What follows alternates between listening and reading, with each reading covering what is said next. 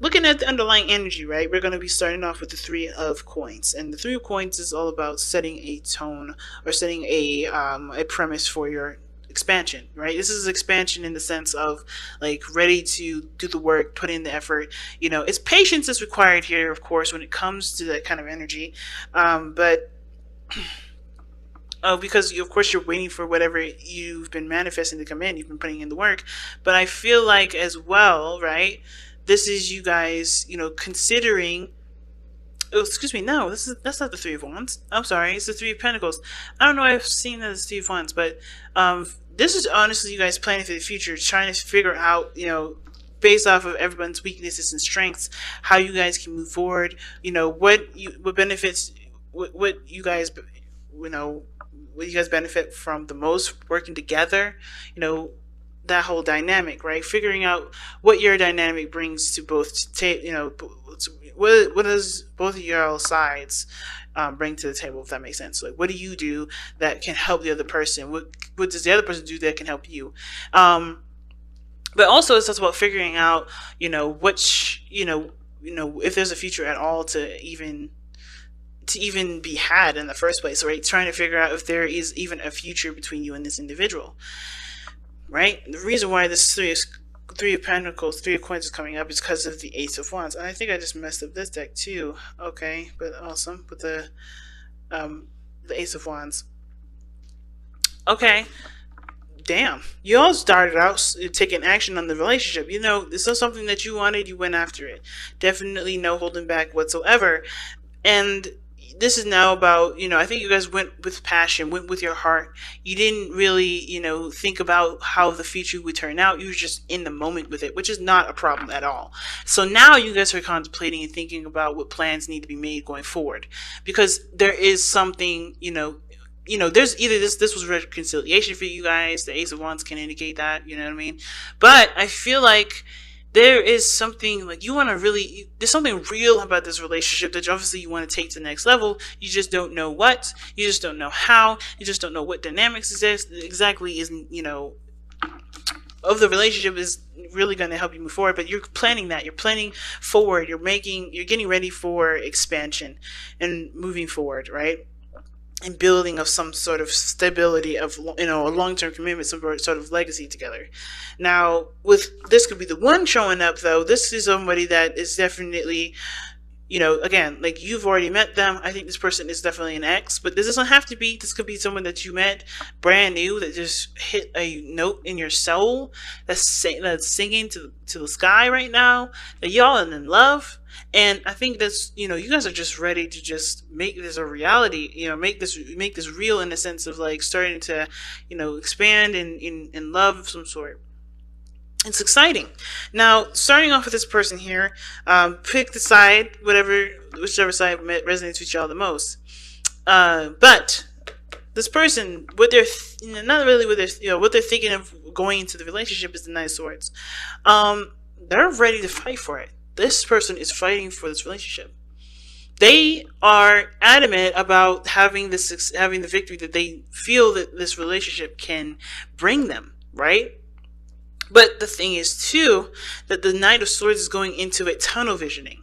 He's not looking at other perspectives or other ideas. This person is totally going into it with their own way of thinking, their own style, their own whatever. So they're not really open to different things, which is why the Hangman is coming in for this person. This person is like adamant about fighting for something, fighting for this relationship.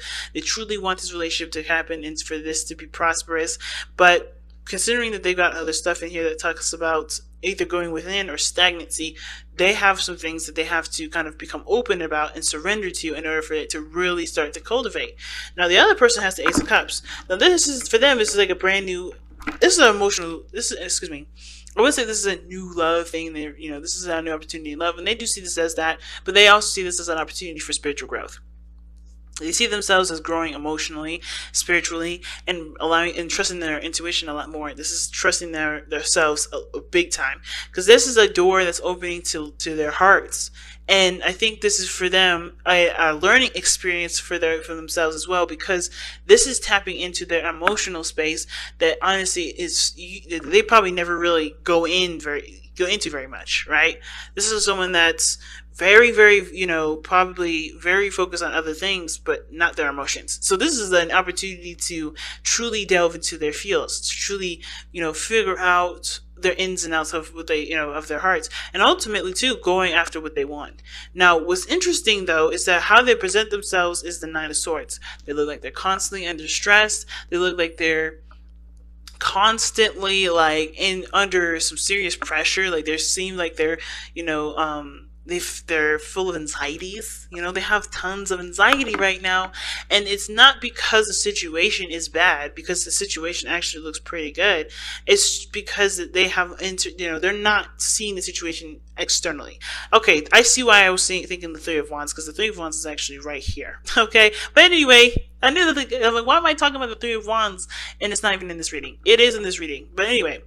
But this person is coming from a place of anxieties and stress and doubts and worries and all this and fears, right? They're coming from a place of not really empowering energy. So of course, right, this is allowing them to have faith in this is a spiritual growth process for them, because this is about believing in themselves, trusting in themselves, and being okay with going along with it, with how they feel, and trusting that they can accomplish the things that they want to accomplish, despite the noise and the craziness that their mind will come up with that isn't really true. Because the Nine of Swords is about, it's all the stress and stuff that's accumulated and that's come up in the mind, right?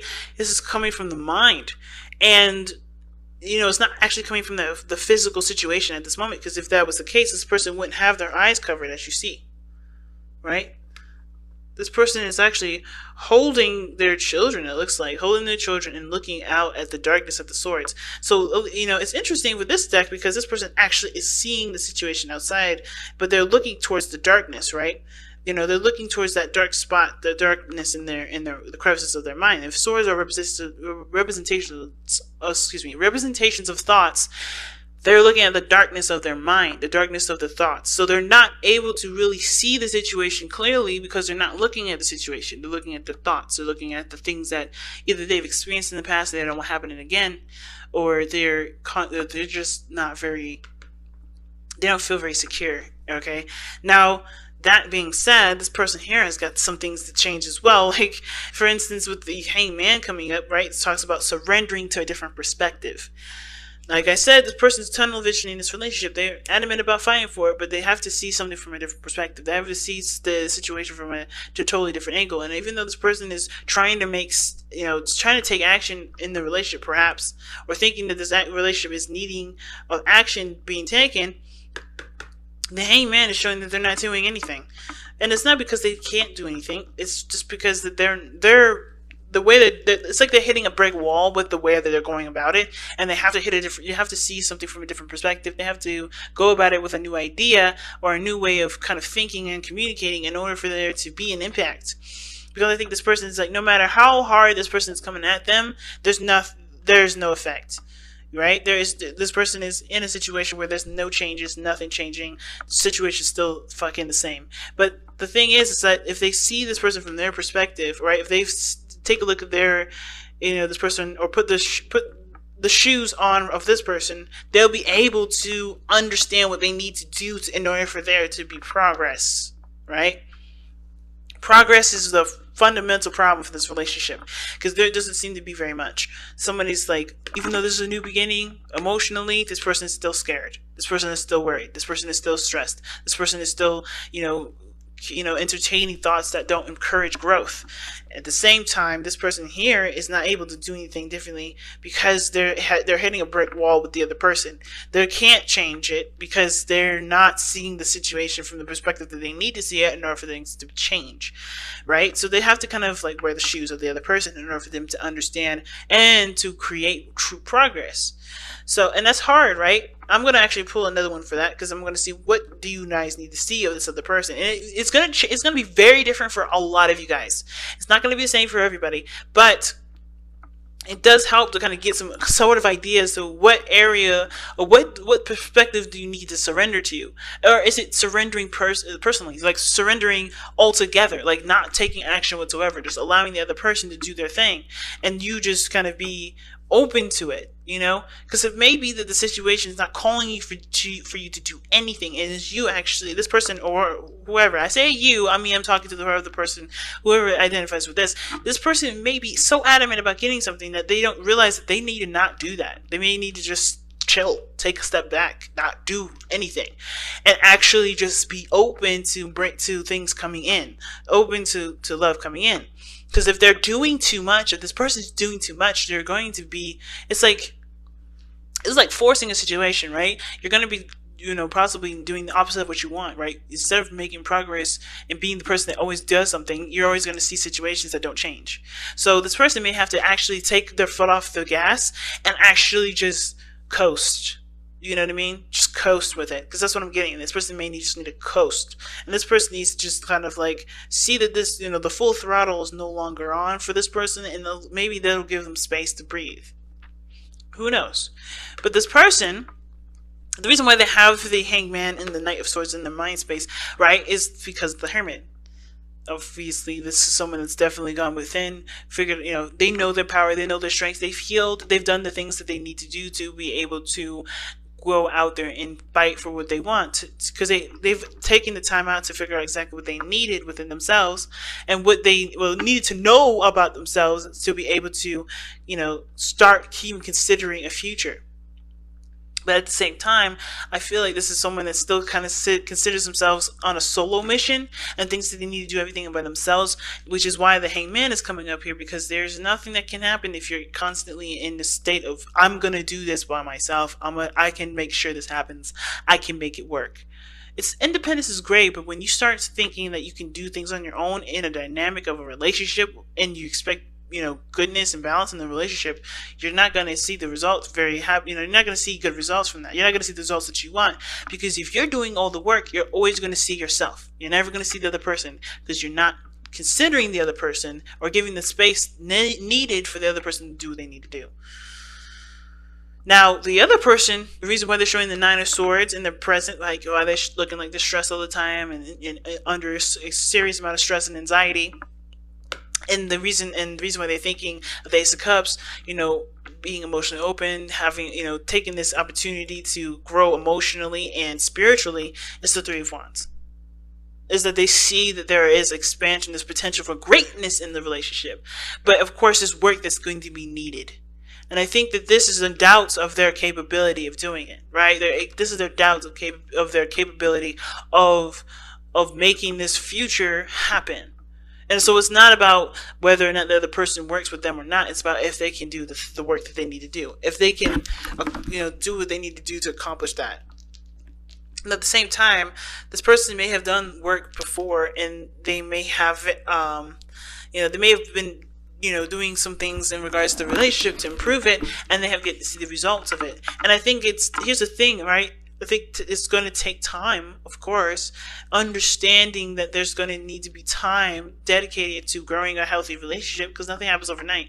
And I think this person's anxious because it hasn't happened yet. Something that they've been, you know, improving, right, is not quite yet ready to come in yet, because they're not in a position of accepting that. So they're not open to it either. Even though they know this is a brand new beginning, their hearts have to be open. They're not open to it because they're stressed about what could go wrong. If they stop thinking about what could go wrong and be open to the possibilities of greatness to come into their lives, things can really start to grow and prosper. But right now, this person has to find the faith in the self, and the relationship is helping them do that. It's forcing them to look at themselves and figure out where their strengths are, so that way they can expand in their life. Because the King of Pentacles, it's interesting, what brought you two together is the King of Pentacles. Independence and stability that you guys show yourselves, right? It's very interesting. I'm actually going to pull an extra card for that, because I don't quite know why the King of Pentacles is coming up for, you know, what brought you two together. It could have been that a Taurus brought you two together. It could have been that, you know, financially you guys were, you know, set. But the King of Pentacles knows his worth, knows his value, ready to commit. The King of Pentacles. Why is the King of Pentacles coming up as the reason as to why Sagittarius and their soulmate is together? The King of Wands. Wow, damn. Excuse me, guys, my throat's going crazy. But the King of Wands is the reason as to why the King of Coins or the King of Pentacles is what brought you two together. So passion and honestly commitment. Like you guys felt stable and safe in this relationship. You felt like you guys were grounded enough to be yourselves. What brought you two together was you guys, okay? Like your energy, your fire, your energy of getting the person that you wanted. That's on you. Like the reason why you guys are together is because this was what you wanted. You knew your value, you knew your worth, and you went and got it. Or somebody of fire energy definitely was, adamant about having the relationship, right? Because the King of Wands only does what he wants to do, and he can be extremely ruthless. And the King of Pentacles is very practical, very solid, very stable, and they're of grounding energy. And I kind of feel like both of you guys are, well, one of you guys is the King of Wands, and one of you guys is the King of Pentacles. So you guys both, in your own ways, brought each other together.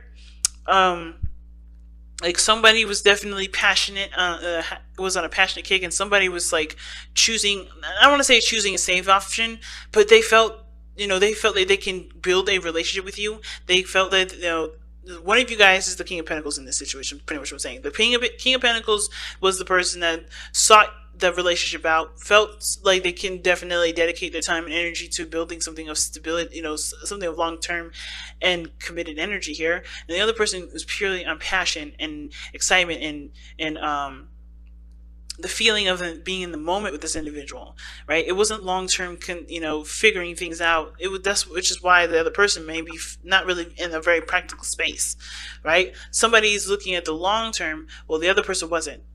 Okay, and I think the person too, in some weird way, the King of Pentacles either was a person that that was open to providing stability for somebody that had this creative energy that they needed, that honestly needed that space.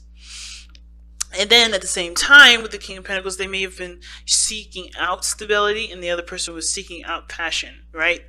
So it's interesting, but you have two masters here, two masters of practical thinking, of stability, comfort, routine, patterns. Like someone is very structured in the way they are. And the King of Wands is this flamboyance, unique themselves, not really thinking about the future too much, just being in the moment.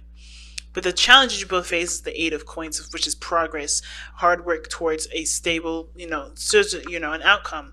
And there's no progress being made. And it's mostly because I think there's a dynamic in the relationship that's showing that's needing a bit more, belief in love and care. Okay. Wow. Very interesting reading, family. But, wow. I don't know. I don't know what else to say, to be honest. I think I've said everything. But you guys have true love. This love is a once-in-a-lifetime love. Wow. Yeah, so, I mean, I feel like I've said everything I needed to say about this reading. Like, I'm trying to think about, what else these cards could be telling you guys. And I feel like the biggest thing that I guess to take from this reading is that, being open and surrendering to the situation, surrendering to to what's actually happening, what's actually real, what's going on. That's the best way to move forward. Because I think there's too much of trying to make this happen or not really make anything happen because there's a lack of understanding. Like truly embrace the situation and be open to new things. Be open to adjusting things. Be open to actually, seeing what's going on in front of you to assess how the future can pan out forward.